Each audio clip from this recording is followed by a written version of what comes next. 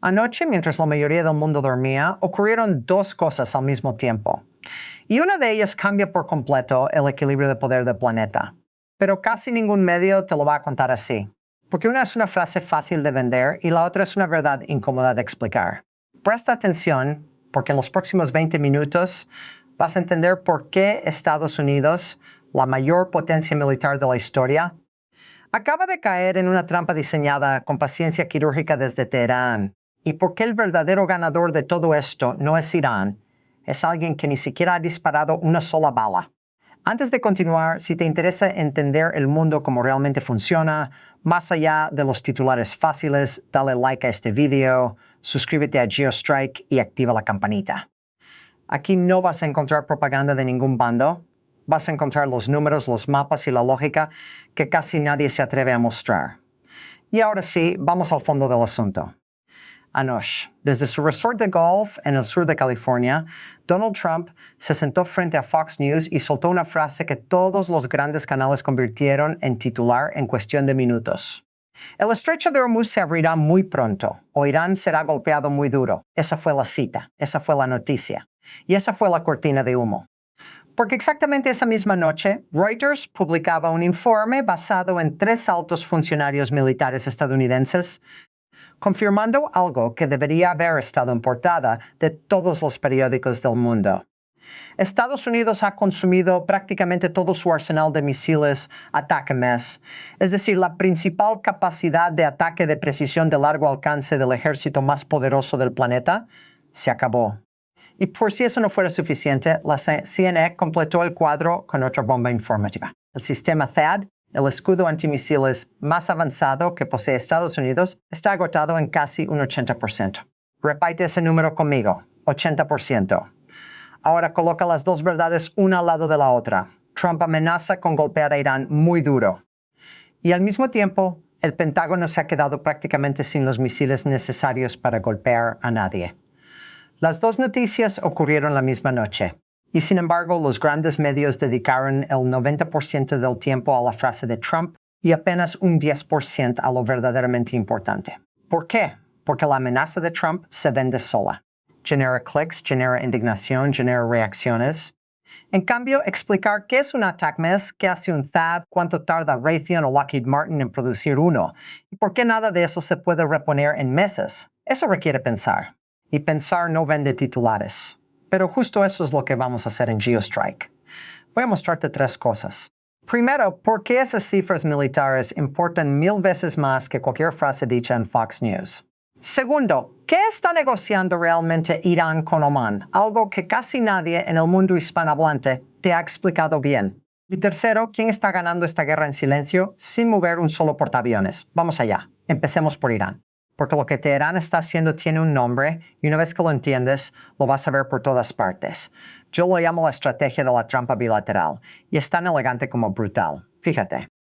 Si Irán se sienta a negociar con Estados Unidos sobre el estrecho de Hormuz, automáticamente está reconociendo algo peligrosísimo para su propia soberanía. Está aceptando que Washington tiene voz, voto y silla en un asunto que técnicamente ocurre entre 2 vecinos, Irán y Omán. Y eso es exactamente lo que Teherán ya no quiere darle a los estadounidenses. Entonces, ¿qué hace Irán? Rechaza a Washington. Se niega a hablar con Marco Rubio. Y en su lugar dice, voy a negociar solo con Omán, bilateral, técnico, marítimo, sin americanos en la sala, y ahí está la trampa.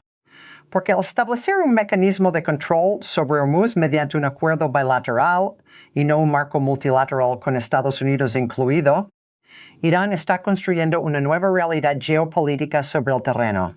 Una realidad que, una vez firmada y activada, Washington no puede deshacer, salvo entrando por la fuerza en un acuerdo marítimo entre 2 naciones soberanas. Y eso, ante los ojos del mundo, se llama agresión. ¿Ves lo brillante que es esto? Irán no necesita derrotar militarmente a Estados Unidos, solo necesita levantar primero la arquitectura institucional. Y después, la única salida para Washington será aceptar la nueva realidad, o quedar como el imperio que patea la mesa porque perdió la partida. Y esto todavía se pone más fino, porque Irán no solo está esquivando el poder estadounidense en el estrecho, también lo está esquivando en su propia cadena de suministros. Y esto es algo que casi ningún medio te ha contado. Desde marzo de este año, Irán ha reorientado prácticamente toda su logística estratégica. Componentes de drones, materiales para propulsión de misiles, electrónica militar. Todo eso ya no pasa por el Golfo Pérsico ni por el Mar Arábigo, donde patrulla la Marina de Estados Unidos. Ahora pasa por tierra, por la frontera entre Irán y Pakistán.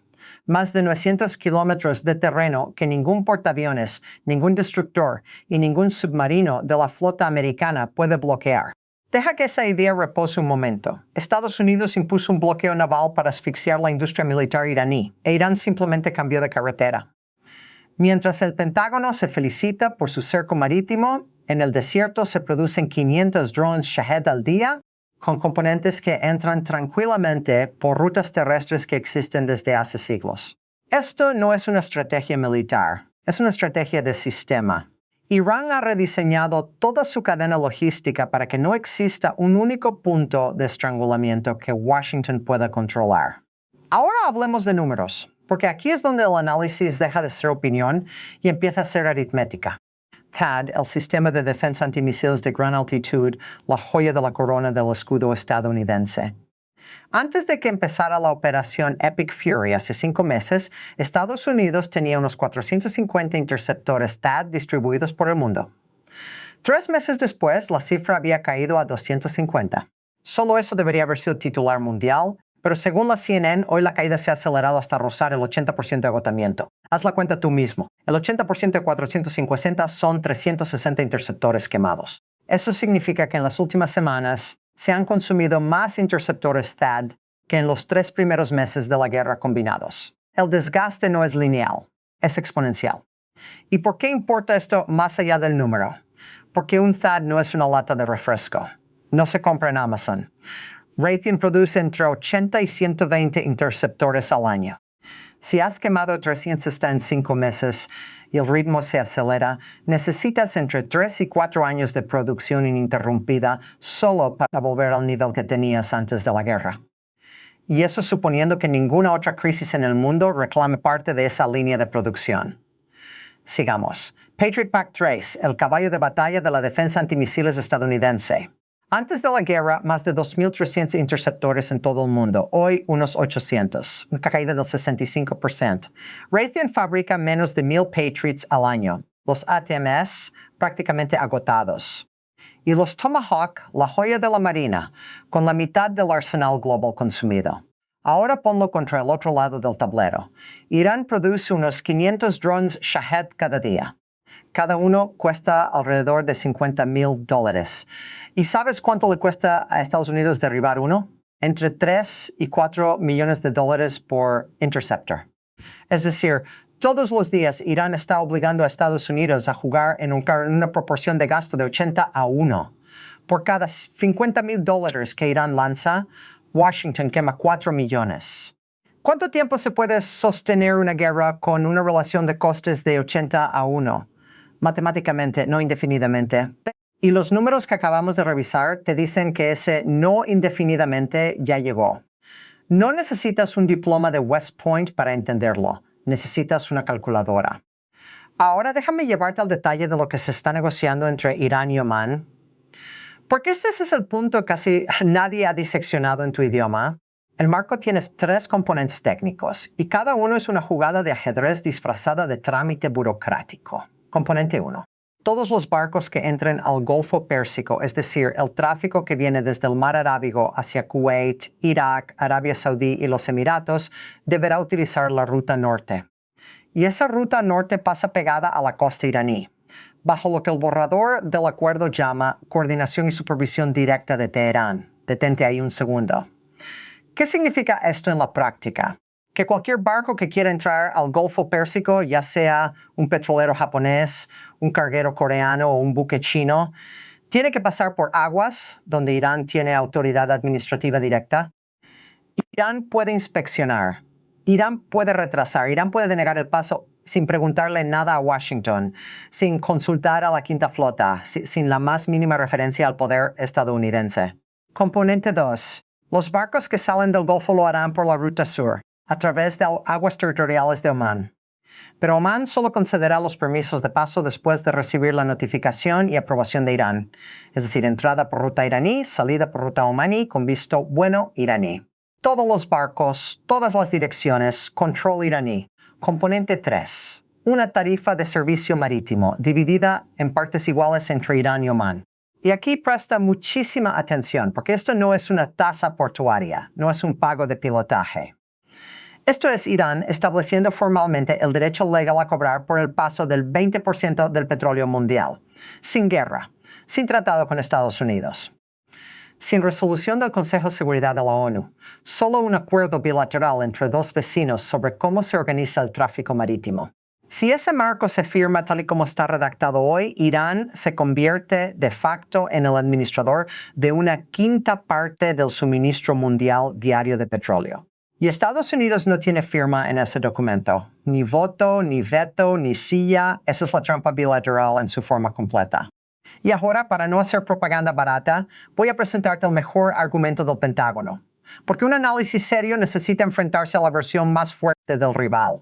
Si no, no es análisis, es activismo. El portavoz del Pentágono, Sean Parnell, ha declarado con claridad que las Fuerzas Armadas estadounidenses siguen siendo las más capaces del mundo y tienen todo lo necesario para actuar cuando y donde el presidente lo ordene. El secretario de Defensa, Pete Hegseth, ha calificado las preguntas sobre agotamiento de municiones como propaganda enemiga. Y tienen un punto real, no lo voy a negar. Estados Unidos todavía tiene fuerza aérea, todavía tiene portaaviones, todavía tiene B-52, 35 y FC-18 capaces de lanzar bombas convencionales sin tocar un solo misil de precisión. No hace falta un ATACMS para bombardear un objetivo. Puedes meter un piloto en un caza y soltar una bomba a la vieja usanza.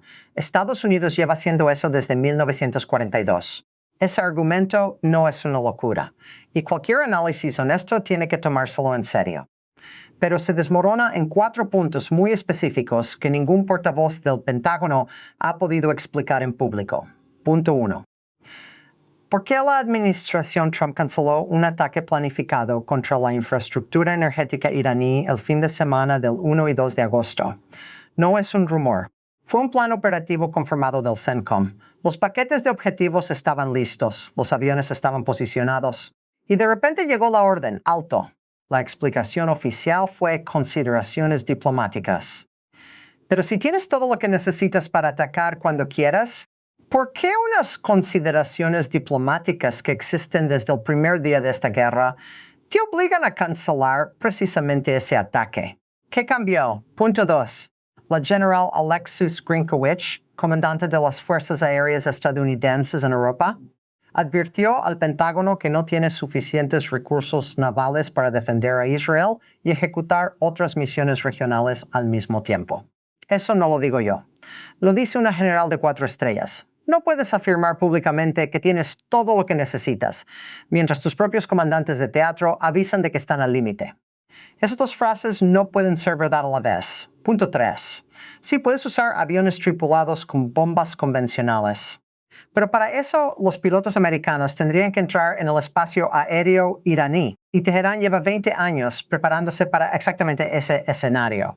Irán no es Irak en 2003, no es Libia, no es Siria. Ha dispersado sus baterías S-300 por terreno montañoso, las ha combinado con sistemas domésticos Bavar 373 y ha creado una red antiaérea multicapa. Múltiples simulaciones del propio Pentágono concluyeron que una campaña aérea sostenida contra Irán exigiría semanas de operaciones de supresión de defensas antiaéreas, es decir, exactamente el tipo de operaciones que requieren los misiles de precisión que ya no existen. Cuando alguien te dice basta con usar aviones tripulados, lo que en realidad te está diciendo es mandemos a nuestros pilotos al matadero sin los misiles necesarios para abrirles paso. Eso no es una estrategia, es una plegaria. Punto 4, y este viene desde dentro de la propia Estados Unidos. Ayer, el líder de la minoría del Senado, Chuck Schumer, no salió a criticar la estrategia militar. No habló de THAAD ni de ATACMS. Habló de que la gasolina superó los $5.80 por galón. ¿Por qué importa esto? Porque cuando la oposición política deja de atacar la guerra y empieza a atacar el precio de la nafta, es que algo profundo se ha desplazado. El votante americano medio no sabe dónde queda el estrecho de Hormuz, pero entiende perfectamente lo que cuesta llenar el tanque. Y Schumer lo sabe. Si el ejército tuviera todo lo que necesita, ¿por qué la conversación política interna en Estados Unidos ya no gira en torno a Irán, sino en torno al precio de la gasolina? Y aquí llega la pregunta que el mejor argumento del Pentágono no puede responder. Si Estados Unidos tuviera realmente plena capacidad operativa, si el agotamiento de sus arsenales no fuera un problema real, ¿por qué Irán sabe que puede rechazar sentarse con Washington y aceptar únicamente hablar con Omán? Muy sencillo, porque Teherán ha leído los mismos informes de Reuters, CNN y CBS que acabamos de revisar, y ha entendido que la frase de Trump en Fox News es exactamente eso, retórica. Ahora, si solo miras Irán y Estados Unidos, estás mirando el tablero equivocado. Vamos a subir la altura de la cámara. Dimensión 1. Asia Oriental. Mientras Washington quema THAAD en el Golfo Pérsico, el Ejército Popular de Liberación de China ha realizado más de 3.700 incursiones en la zona de identificación aérea de Taiwán solo en el último año. En 2021 fueron 970, casi 4 veces más en tan poco tiempo. Ayer mismo Pekín desplegó 21 aeronaves militares y 9 buques alrededor de Taiwán en 24 horas, sin declaración, sin anuncio. Solo presencia calculada y deliberada. Y no es solo Taiwán. Fíjate en Okinawa, donde está la mayor concentración de fuerzas estadounidenses del Pacífico. Los vuelos militares chinos rozan la periferia japonesa casi cada semana. Las fuerzas de autodefensa de Japón realizaron más de 600 despegues de intercepción el último año fiscal. En Filipinas, aliado por tratado de Estados Unidos, la Guardia Costera China embistió 3 veces a barcos filipinos en el Bajo Second Thomas solo en julio. Y Brookings, uno de los think tanks más establecidos del mundo anglosajón, acaba de publicar un informe sugiriendo que Estados Unidos debería considerar abandonar su política de ambigüedad estratégica sobre Taiwán. Tradúzcalo conmigo. Brookings está insinuando que Washington debería admitir oficialmente que no puede garantizar la defensa de Taiwán si China ataca. Deja que eso repose. Dimensión 2. El sudeste asiático. China es hoy el principal socio comercial de 6 de los 11 países de la ASEAN. Estados Unidos, apenas de 2. En este 2026, China ha firmado 14 nuevos acuerdos comerciales y de infraestructura en la región. Sin portaaviones, sin misiles, solo inversión, infraestructura y comercio.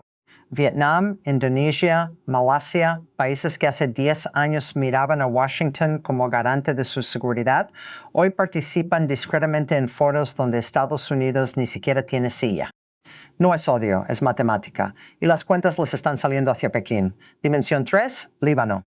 Al mismo tiempo, diplomáticos americanos están sentados en Beirut intentando evitar que estalle un nuevo conflicto entre Israel y Hezbollah. Es la tercera mesa diplomática simultánea que Marco Rubio tiene que sostener. Irán, Omán, Líbano, Israel y Taiwán de fondo. Una gran potencia puede con una crisis. Una potencia excepcional puede con 2. Pero 3 al mismo tiempo, con arsenales agotados, con una deuda que ya supera el presupuesto de defensa y con líneas de producción priorizando Oriente Medio sobre el Pacífico, eso ya no es diplomacia. Es un síntoma. Dimensión 4. La historia que nadie quiere recordar. En 1987, Paul Kennedy publicó Auge y caída de las grandes potencias y describió un mecanismo al que llamó sobreextensión imperial. La idea es sencilla. Un imperio no cae por perder una batalla. Cae cuando sus compromisos militares crecen más rápido que la economía que los sostiene. Roma, siglo III. El gasto militar consumía entre el 70 y el 80% del presupuesto imperial. La moneda fue devaluada. Los emperadores redujeron literalmente el contenido de plata de las monedas para pagar soldados. Y entonces las fronteras se derrumbaron.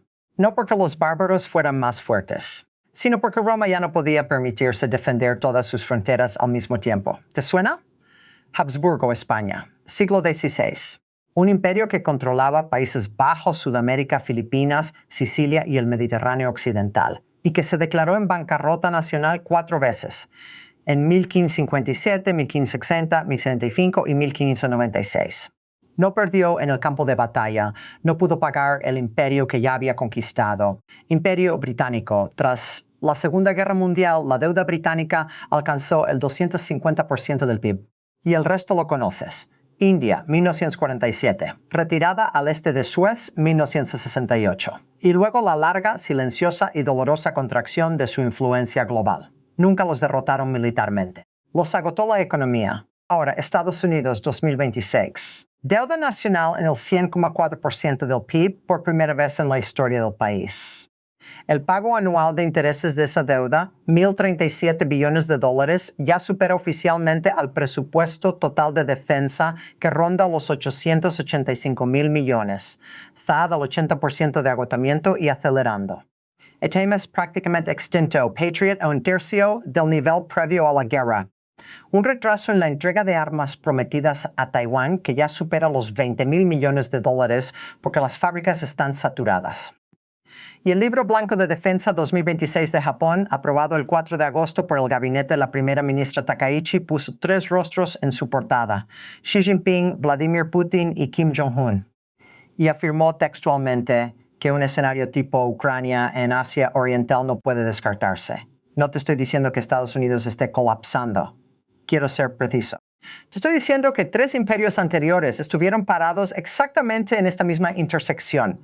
Compromisos excesivos, arsenales agotados, deuda creciente, crisis simultáneas. Y los 3 pensaron que eran la excepción. Roma pensó que era la excepción. La España de los Habsburgo pensó que era la excepción. El Imperio Británico, que fue realmente excepcional durante 4 siglos, también creyó ser la excepción. La pregunta no es si Estados Unidos es excepcional. La pregunta es si el excepcionalismo te libera de las leyes de la aritmética. Con todo esto sobre la mesa, aquí van 3 cosas concretas para vigilar en las próximas 72 horas. Predicción 1. Observa si Irán firma o retrasa el marco técnico con Omán. Si Teherán sigue estirando el tiempo mientras Trump sigue amenazando, es que Irán está exprimiendo la ventaja. Cada día que pasa es un día más para arrancar concesiones a un Washington que se está quedando sin misiles, sin tiempo y sin margen político mientras la gasolina se dispara.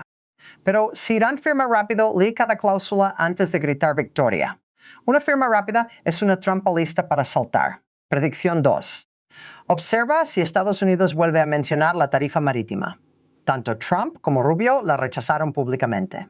Pero si en los próximos 7 días dejan de hablar de la tarifa y empiezan a hablar del marco diplomático amplio sin nombrarla, ese silencio te va a decir más que cualquier rueda de prensa. Cuando Washington deja de mencionar una exigencia concreta, es porque en el fondo la está calculando. Predicción 3. Observa a China. Pekín lleva 5 meses callado. Ni una condena a Irán. Ni un apoyo a Washington. Silencio. Y aquí viene la parte incómoda. China importa aproximadamente el 40% de su petróleo por el estrecho de Hormuz. 40%. Si Hormuz se cierra, la economía china debería estar temblando. Y sin embargo, ni un comunicado. Pregúntate por qué. La respuesta a la que yo sigo volviendo es esta. China no está sufriendo la situación actual. China está viendo cómo Estados Unidos quema misiles, capital político y reservas financieras en una relación de 80 a 1 en un teatro que queda a 6,000 kilómetros del Pacífico, que es donde de verdad se juegan los intereses estratégicos de Pekín.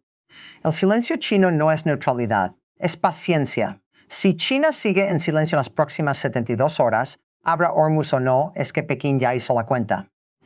Y la cuenta dice que gane quien gane, gana China. Antes de despedirme, quiero que pongas todo esto a prueba. Lee las declaraciones públicas del portavoz del Ministerio de Exteriores iraní, Esmail Bagaei. Ha sido bastante preciso sobre lo que Teherán quiere de Omán y por qué rechaza sentarse con Washington. Contrasta lo que dice con lo que acabas de escuchar aquí. Lee los análisis de Mark Kansian en el CSIS, el Centro de Estudios Estratégicos e Internacionales. Es la fuente pública más rigurosa sobre el estado real de los arsenales THAAD y Patriot. Los números que te he dado son sus estimaciones más conservadoras, no las más altas. Y lee los informes de Reuters y CBS sobre los ATACMS, 3 fuentes militares independientes. Si algo de lo que he dicho no cuadra, si encuentras un dato mal atribuido, una cifra incorrecta o un paso lógico débil, déjalo abajo en los comentarios. Aquí en GeoStrike, un buen análisis no muere cuando alguien te corrige. Un buen análisis muere cuando nadie se atreve a corregirlo. Y te dejo con una pregunta. No una pregunta retórica, sino una que te pido que dejes reposando unos días en la cabeza. Cuando Irán ya no necesita negociar con Estados Unidos para abrir Hormuz en sus propios términos, y Estados Unidos ya no tiene suficientes misiles para cerrarlo por la fuerza, la pregunta ya no es si el estrecho de Hormuz volverá a abrirse. La verdadera pregunta es quién controla los océanos. ¿El país que tiene más portaaviones o el país que controla los puntos de estrangulamiento por donde esos portaaviones tienen que pasar? Roma tenía más legiones, la España de los Habsburgo tenía más flotas del tesoro, el Imperio Británico tenía más buques de guerra que nadie. Y un día, sin batalla decisiva, sin bandera arriada, sin un solo disparo espectacular, simplemente dejaron de tenerlos. No con estruendo, con una acumulación silenciosa de límites. Soy parte del equipo de Geostrike y nos vemos en el próximo análisis.